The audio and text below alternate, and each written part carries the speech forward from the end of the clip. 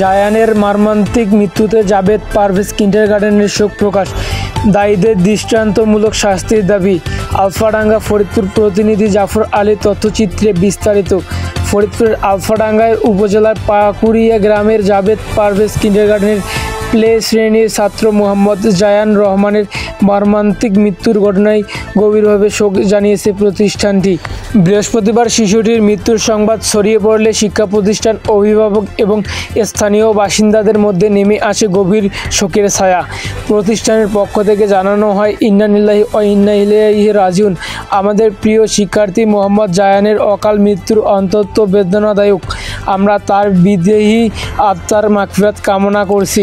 ঘটনার প্রতিবাদে আয়োজিত মানববন্ধনে বক্তব্য দেন প্রতিষ্ঠান ও স্থানীয় সমাজের বিভিন্ন প্রতিনিধি। মানববন্ধনে বক্তারা বলেন, জায়ানের মতো নিষ্পাপ শিশুর মৃত্যু কোনোভাবেই মেনে নেওয়া যায় না। এ ঘটনার প্রকৃত কারণ উদ্ঘাটন করে দায়ীদের গ্রেপ্তার ও সর্বোচ্চ দাবির নিশ্চিত করতে হবে। শোক জ্ঞাপন করেছে জাবেদ পারভেজ কিন্ডারগার্টেন ও জাবেদ পারভেজ মেমোরিয়াল ইনস্টিটিউটের পাকুড়িয়া, আলফাডাঙ্গা, ফরিদপুর।